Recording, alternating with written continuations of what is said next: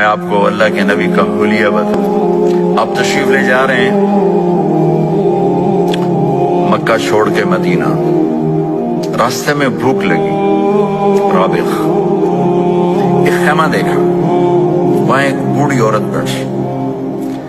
آپ نے ان سے کہا ماں جی کچھ کھانے کو ملے گا, پیسے دیں گے؟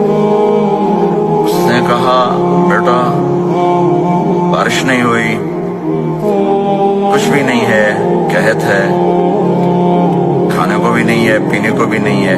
تو ایک بکری کھڑی تھی بالکل کمزور, اس کے جسم پر صرف کھال تھی. آپ نے کہا اس بکری کا دودھ نکال لو.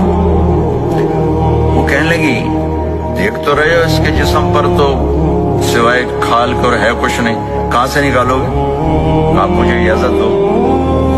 اب چونکہ ایک عجیب سا واقعہ ہو رہا ہے کہ ایک ایسی بکری سے دودھ نکالنے کی بات ہو رہی ہے جو چل بھی نہیں سکتی, تو بڑی آپ کو ایسے غور سے دیکھنے لگی کہ یہ کون ہے, یہ کون ہے جو اس مری ہوئی بکری سے دودھ نکالنا چاہتا ہے. تو غور سے دیکھ رہی, تو آپ آنکھوں میں سما گئے. پھر اس نے اس کو بیان کیا.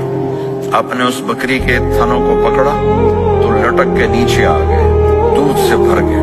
تو اپنے بڑے برتن میں دودھ نکالا, اپنے تینوں ساتھیوں کو پلایا, خود بھی پیا. پھر دوبارہ دودھ نکال کے برتن پورا بھر کے اس بڑھیا کو دے دیا اور آپ چلے گئے. شام کو اس کا خامد آیا ابو معبد, انہوں نے کہا ام معبد یہ دودھ کہاں سے؟ کہا اس بکری کی. کہا پاگل ہے, یہ تو چل نہیں سکتی, اس کا دودھ کہاں سے آ گیا؟ کہا ایک نوجوان آیا تھا, اس کے ہاتھوں میں کوئی تاثیر تھی, جادو تھا, جس سے یہ دودھ نکلا ہے. وہ کہنے لگا ان عتیلی, بتاؤ وہ کیسا تھا؟ شاید آپ نے کبھی سنا نہ ہو اپنے نبی کا حلیہ. میں بتانا چاہتا ہوں ہمارے نبی کیسے تھے. یا اماں الفاظ بول گئی, آج تک عالم تھک گئے ترجمہ کرتے ہوئے. کہنے لگی میں تمہیں کیا بتاؤں, میں نے ایک شخص دیکھا, مجھے لگا جیسے 14ویں کا چاند ہی کپڑے پہن کے زمین پہ آ گیا.